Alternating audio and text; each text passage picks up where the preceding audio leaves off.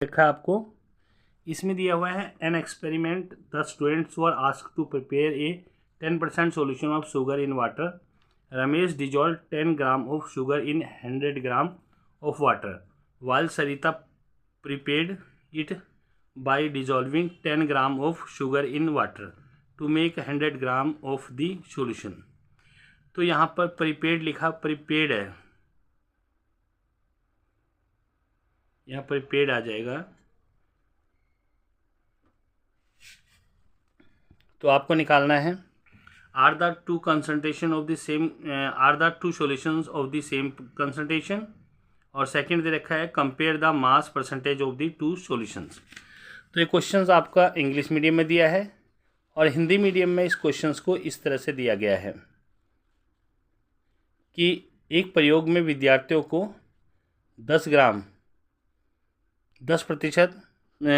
एक प्रयोग में विद्यार्थियों को पानी में 10% चीनी का घोल तैयार करने के लिए कहा गया. रमेश ने 100 ग्राम पानी में 10 ग्राम चीनी घोलकर तैयार किया, जबकि सरिता ने 10 ग्राम चीनी पानी में घोलकर 100 ग्राम घोल तैयार किया. क्या दोनों की सांद्रता समान है और दोनों के विलीन के सांद्रताओं के द्रव्यमान प्रतिशत की तुलना करो. तो ये 4 क्वेश्चन है, काफ़ी इंपॉर्टेंट है, एग्जाम्स में आते हैं. तो इनको मैं सॉल्व करके दिखा रहा हूँ आपको. तो स्टूडेंट नेक्स्ट क्वेश्चन नंबर 4 दे रखा है. ये क्वेश्चन नंबर 4 में आपको दिया हुआ है कि an experiment the student were asked to prepare 100% solution of sugar in water. यानी कि शुगर यानी कि नमक, उसका चीनी का और पानी का घोल बनाना है 10%. और यहाँ 2 बच्चे, एक रमेश है, रमेश को दिया गया 100 ग्राम ऑफ शुगर.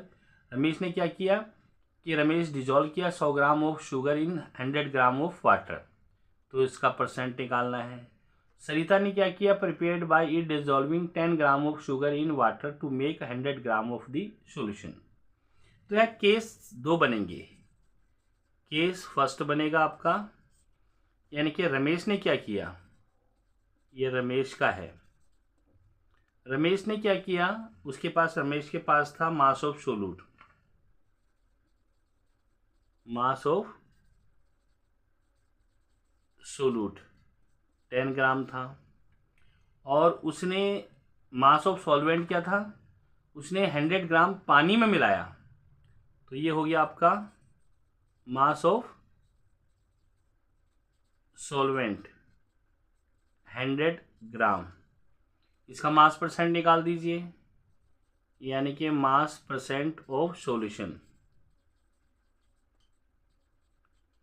तो ये 100 ग्राम तो सोल्यूट था, ये सॉल्वेंट था. अगर इसका सॉल्यूशन निकालते हैं तो 10 प्लस में 100 आ जाएगा, यानी कि 110 आ जाएगा. तो दोनों को मिला के जोड़ देते हैं ना, क्योंकि ये सोल्यूट है, ये सॉल्वेंट है. जब हम सॉल्यूशन निकालते हैं तो दोनों को जोड़ देते हैं. तो 110 इंटू 100%, इससे कैंसिल हो जाएगा. तो ये आ जाएगा 100/11%. जब आप इसको सॉल्व करते हैं तो आपका जो आ जाएगा 100 इसका डिवाइड करेंगे तो 9.09% इसका सॉल्यूशन निकला. हालांकि उन्होंने 10% बनाने के लिए कहा था, पर इसका जो बना है रमेश का वो 9.09% बना. अब यहाँ पर आ जाता है केस सेकंड.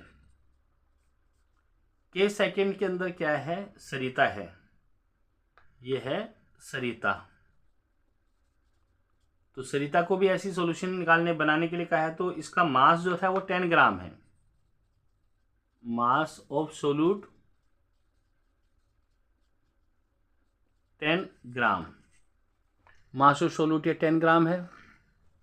और मास ऑफ सॉल्यूशन क्या है, मास ऑफ सॉल्यूशन दे रखा है इसका 100 ग्राम, क्योंकि उसने 100 ग्राम बनाया टोटल. तो अब हमें क्या निकालना है इसमें, mass percentage, mass percent of solution. Solute है 10/100 इंटू 100%, क्योंकि इसके अंदर सॉल्यूशन तो 100 दे रखा था. 2 जीरो से 2 जीरो कैंसिल, 10%. तो सरिता ने 10% बना लिया. अब इसमें 2 क्वेश्चन पूछे हैं. पहला क्वेश्चन पूछा है कि are the two solution of the same concentration. देखिए इसका 9.09% है और इसका 10% है, तो सेम तो नहीं है, तो ए का नो आ जाएगा। बी में पूछा है आपसे कि compare the mass percentage of the two solution.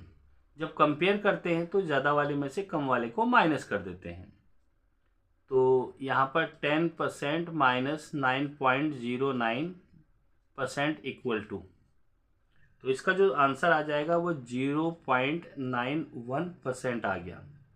तो ये इसका आंसर है। तो स्टूडेंट्स ये 4 क्वेश्चंस हैं, बहुत ही इम्पोर्टेंट है और फाइनल एग्जाम्स में इसमें से आएंगे, और ये 9th क्लास के हैं, लेसन सेकंड के।